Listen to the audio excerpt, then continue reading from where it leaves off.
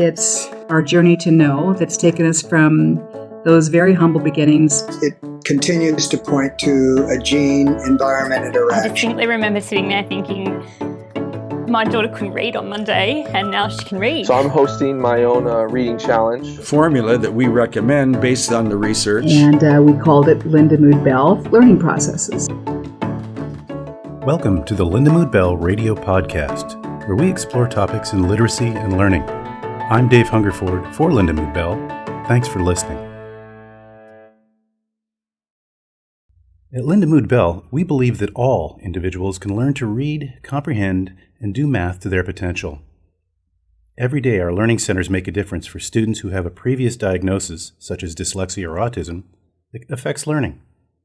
We also help improve skills for students who just need school to be easier.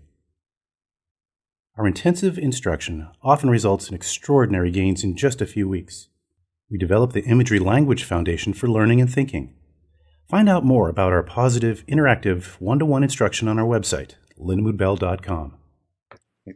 Well, thank you for joining me today. I have Jerushah Tanner from Portland, Oregon. And Jerushah, thanks for joining us on the Lindamood-Bell Radio Podcast.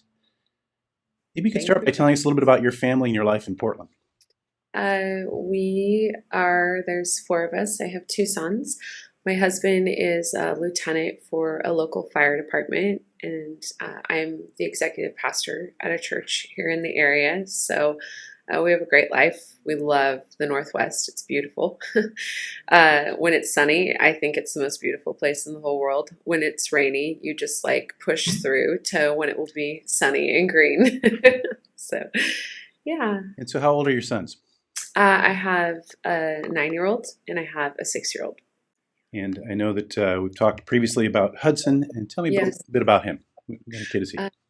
Hudson is artistic. He's exceptionally intentional, very aware. He's the kind of kid who pays attention to how fast I drive and lets me know if I'm driving too fast or if I happen to accidentally text message, right? When driving, he'll let me know, Mommy, that is not legal.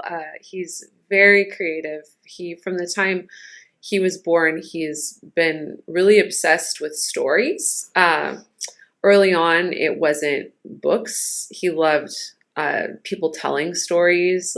He loves to go visit my grandma and have her tell him stories from when she was a kid. And she grew up in the Depression, and he just thinks it's absolutely fascinating. And so his brain is always imagining stories, always thinking of things that are happening. He loves drawing. He loves music. He's really musically gifted. From the time he was 1, he had little drumsticks in his hand and loved to play those. So he's a really special kid, very kind, exceptionally kind, actually.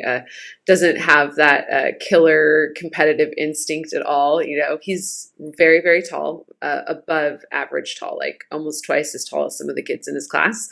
And so he plays basketball, and he's a great basketball player, but he has zero killer instinct. And so I'm always like, come on, buddy, get a little more competitive. And he'll be like, no, I would never want to hurt somebody. So he's a very sweet kid. That's good. Well, we're very interested in literacy and people's stories with acquisition of literacy and reading skills. How has his academic career progressed? He was always we knew from the time he was born that he was exceptionally intelligent, and his IQ was just off the charts. But as he was my firstborn, I think I had just expectations about what kind of a reader he would be. I'm an avid reader. I've been reading since I was really little and haven't stopped, right? And I just devour books. So I was expecting my firstborn to be the same. And so, I'd read to him and he just would be not super interested in books, and which I thought, maybe it's because he's a boy. And then you go talk to your friends and they're like, oh yeah, boys don't like reading like girls do. And I'm like, oh, okay, so boys don't like reading like girls do, so we'd find other things for him to be really excited about. And he was always really into music, and so I just kind of thought, yeah, that's just the way his brain is wired. He's more musically wired. And so, we started kindergarten and first grade, and he was at this amazing school where he did K through second were all together, and which was really a cool experience. But because the teacher had him for 3 years, things that maybe a normal kindergarten teacher would be like, I have a question about that. She just kept being like, I'm not going to worry about it because I have him for 3 years. We'll get to it. And then, but something like wasn't clicking right with me. Like, I just felt like there's something bigger going on here. And so, I even spoke to her. I'm like, could it be that he has dyslexia? And she's like, no, he's really smart. Like, I'm not thinking that's what it is. So, I go and talk to my friends who are teachers and be like, hey, what are your thoughts on this? And they'd be like, don't worry, with really smart boys, it doesn't click till 5th grade. And so like, I kind of was like, okay, I guess. So, I'm doing my part.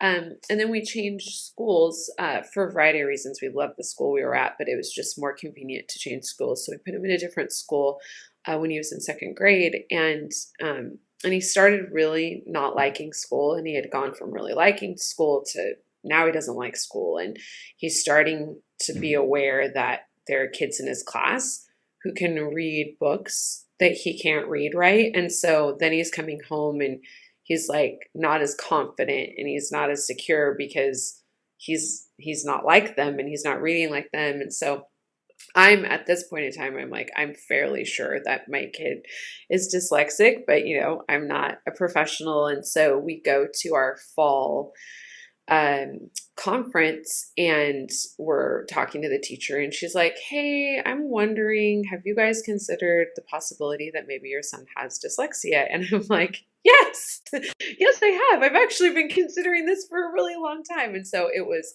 number one, it was just reassuring that, okay, there's somebody else seeing something too. And like, I feel like if you know what you're dealing with, right, like you can actually then help it, right? Like you could come up with a plan. And so for so long, we'd kind of been like, okay, our kid isn't a reader and everybody's solution is wait till they're in 5th grade and then figure it out. And I'm like, That's I'm a pretty type A, common right? theme too. Right. I've talked to a lot of parents who are told by teachers, hey, it's just a developmental issue. It's all going to solve itself. And then you get a little bit further down the road and it didn't maybe get resolved.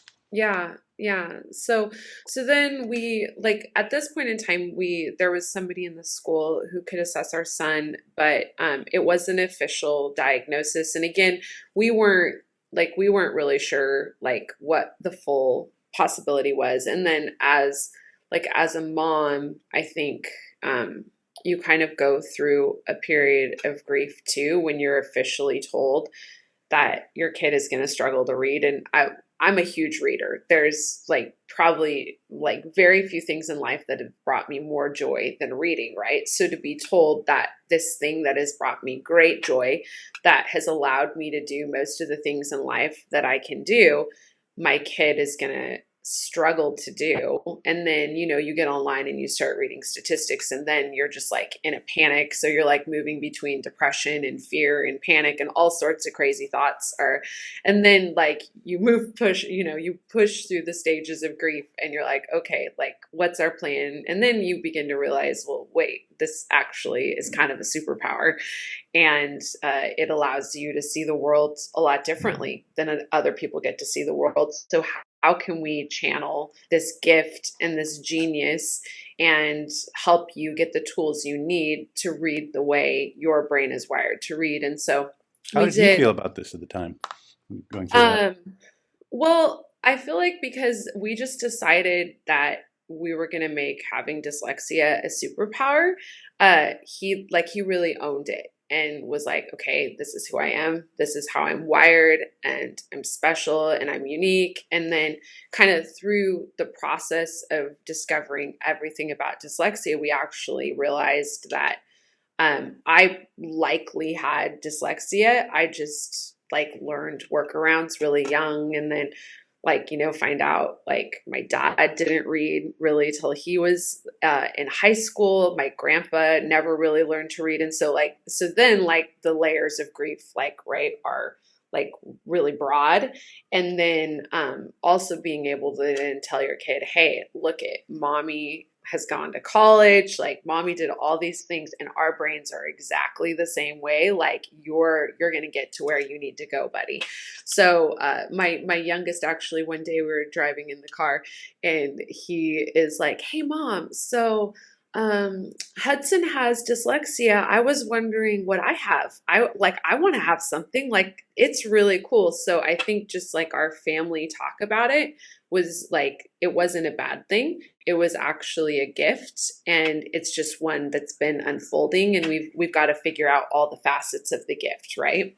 And they, different areas for schools and school districts define it very differently. How was it defined for you? So then at that point we we put him into tutoring. We did Susan Barton, and that was pretty good, but it wasn't really working for his style of learning. And so at this point we actually went to a psychologist. We got an official diagnosis, which now anybody who reaches out to me and is like, "Hey, what are your thoughts?" The first thing I tell them to do is actually go get an official diagnosis. Like actually find out who your kid is, what their challenges are. Don't guess. Don't let other people tell you what their challenges are. Like do the, all day test and find out. And so we went to, we have an amazing psychologist here, and I refer a lot of people to her, but we went there, and they did ADHD testing and dyslexia testing.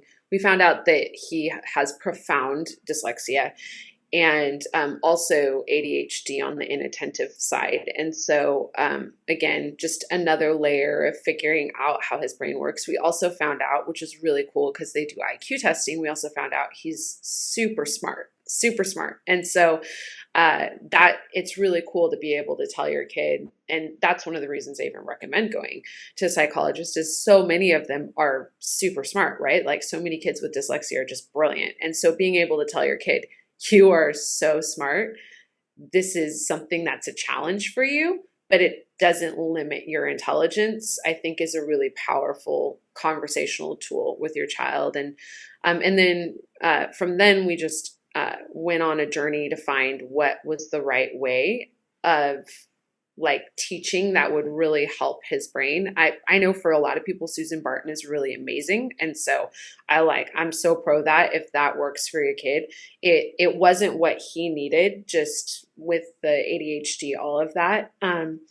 So, and we felt really, really privileged because the school we're at, they just really work with us, and they love our son. And so they're just so amazing. I couldn't say more about how our school has just helped us on our journey. And they're actually the ones who introduced us to Lindamood. And they told us about it, and we're like, "What is this place? Why has nobody told us about this place?" And that's how we found it. So, And, yeah. and so your son did come to Lindamood-Bell, and Yes. they undoubtedly did our own battery of assessments. What were the results of that? It was interesting. I really like how Lindamood does the testing, and it's like when you sit down with them, it's a lot, right? Like you're looking at so many different numbers, and but being able to be like, okay, this is your kid's strengths as a reader. And so like, obviously, because my son really liked stories, he was amazing at the imagining piece. And so he was actually able to a lot of times like fake read some things simply because he'd start his own story going in his head, right? So being able to recognize he's great at that, but like the decoding piece is missing. And then seeing what grade levels, right, like you're at for each aspect of reading, and, seeing like, oh, wait, his like processing ability is actually way older than his reading ability. So if he's like processing like a junior higher, but he's reading like a second grader, that is going to create a lot of frustration in your child because the books he's reading are just totally boring. And so that was amazing. And then they gave us their recommended, like, okay, this is what we recommend for Hudson to get the most out of our program. And it's funny because people will talk to you and be like, like they do this in like, 6 to 7 weeks. And I'm like, yeah, they move fast. And we decided with our son to actually do the program intense just all day. We pulled him out of school for about a month and a half, and he was at Lindamood every single day, 5 days a week, and for about 7 hours. And it was life changing. He came out of the whole process just actually a completely different kid. His confidence was different. His reading obviously was different. I now have a kid who actually like every single night reads books and is like actually finishing books and devouring books, and that was not 6 hours the a kid. day, did you say? Yeah, Wow. they would let him do he would do lunch with them. They would play Uno and stuff like that with him. So it was really cool. And how is his state going? His kind of emotional state? The testing is like, okay, we've done this long testing. We found something you're not good at. And you're going to do that 6 hours a day. How is Yes. his emotional state going into that?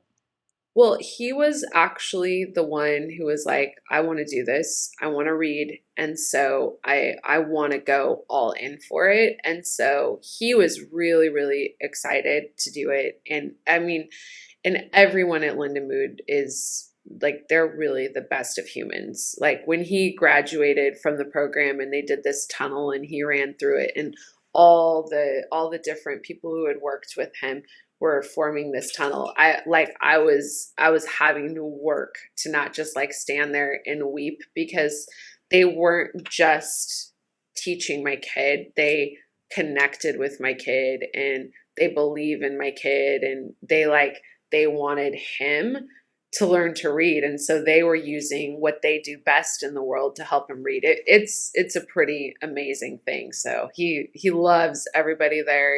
He's going to be going back for some frequency training, and he's like counting down the days. He's like, Mom, when am I going back? So he really loved his experience there. So Do you know like some of the specifics of what he did? Like there must have been some kind of ebb and flow with challenges and successes through the course of that. Yeah, well, one of my favorite parts about the program, which just made so much sense to me, and then even realizing as an adult, I this is how I learned to read at the level I read, is they do this sight word acquisition.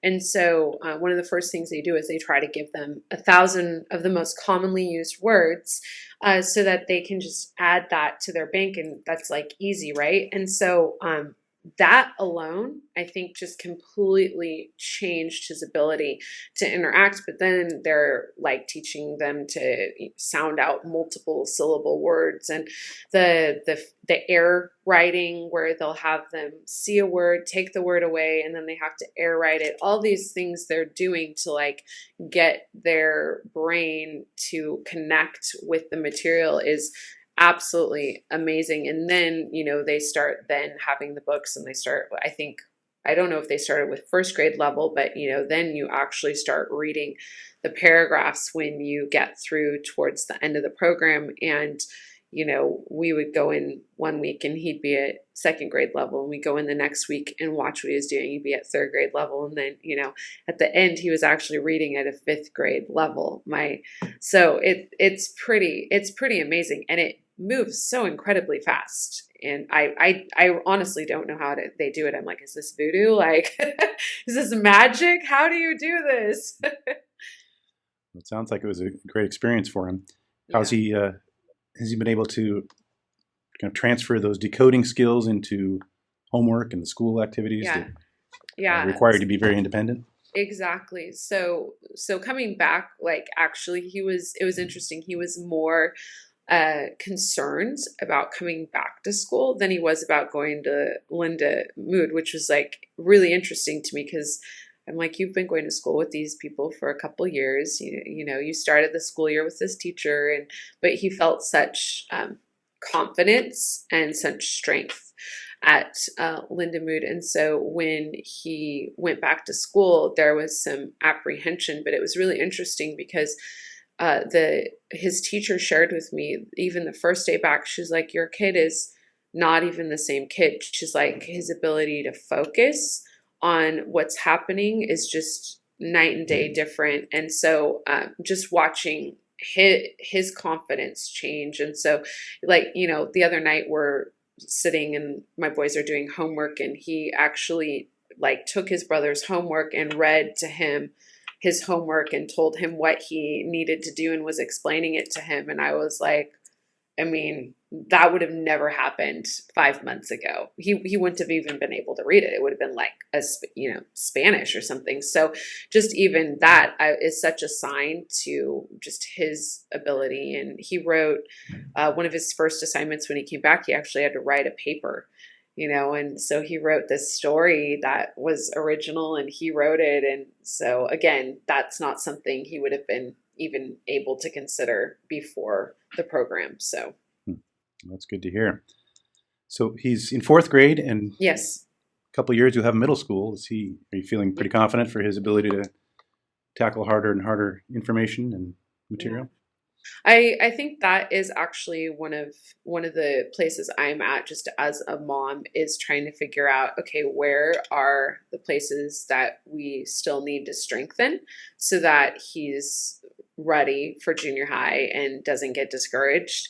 Because I feel like that's the piece with dyslexia, is that there's so much negative feelings and emotions about school and education. And so he has this history with school where school makes him feel anxious. School makes him, makes your tummy hurt. School is something that you're not good at, right? So like you have all this history that you've done the program and you're actually not the same person. So you have to change like how you interact. Like you have to be like, I am a reader. I do good in school. Like I can do these things. And so I feel like even that's really the piece I'm working on now, is to kind of create a different feeling and emotion and self-talk about school so that as we progress with each year, he can own each year because he's the one owning it, not his dyslexia, right? Like he's like, I can do this. My dyslexia doesn't have to prevent me from continuing to progress in my education. So. And typically a big part of the dyslexia diagnosis is the poor decoding skills. Yes. And if those have been shored up, yeah, then that seems to maybe lessen the impact of it. Exactly. And you mentioned that it's a gift, and I've heard a lot of people talk about dyslexia that way. What would you say specifically is the aspects of dyslexia that would be you consider the positive? Well, I think that his ability to reason around things, most people get to answers in a straight line. And I feel like he gets to an answer in a really zigzaggy workaround way. And so just the innovation that he'll have for an idea and just his creativity it's really, really unique. And so even like he'll talk to people and they'll be like, are you in fourth grade? Just because his ability to reason is so off the charts. And I attribute a big piece of that to how his brain is uniquely wired. And so I love that. I also think he can like think about multiple things at the same time. And that's not a struggle for him. And I know like there's people who are like, oh, you can't multitask. It's not even multitasking. It's just the ability to hold several thoughts at the same time and not get confused is really interesting. So for me, I think those are the two of the coolest things about him. I've read Malcolm Gladwell. I don't know if you've read, but from the book David and Goliath, his whole thing on dyslexia, that whole piece of just you're apart from everyone because you learn differently, right? And it makes you disagreeable in a good way. And from the moment he was born, there's just this thing in him that he's his own man. And he doesn't need people to like him. And so like peer pressure, none of that. That's not a thing for him. He's his own dude. And I think that is like one of the most powerful things a kid can be, as their own person. And if you can just be like, I'm okay being different and unique and you own it, like you can do anything in life. So I love seeing that in him too. So what would you say to parents who have questions about their own child's reading ability and maybe dyslexia? What would you tell them? I definitely would go find a psychologist who specializes in working with kids, and I would get an official diagnosis. I know also Lindamood does assessments, and sometimes I've also recommended people even just start there. But go actually find out what you're dealing with. Don't let questions hang. And I think the sooner the better. So I'm really thankful. From everyone I'm hearing, second grade is actually really young to find out your kid has dyslexia. So I'm thankful for that. But honestly, I knew when he was in kindergarten. I wish that I would have gone with my mom instinct and gone and sought help then, because we might have found Lindamood earlier. He might have had that experience in second grade. So. And typically there's a shift in curriculum around third grade from the reading part to the content part. And so I'm hoping more and more people, I agree with you, that don't ignore things and put it off to developmental delays that are resolve themselves, because we still have a lot of poor readers in this country, and it's been an issue for 40 years. A known issue. Right? Yeah, I agree. I want to thank Dr. Tanner for joining me on Lindamood-Bell Radio and wish her and her family the best in the future. And I want to thank you for listening to the Lindamood-Bell Radio podcast. If you like what you've heard, rate us and subscribe wherever you get your podcasts. You can follow Lindamood-Bell on Facebook, Instagram, Twitter, and YouTube. We are Lindamood-Bell Learning Processes.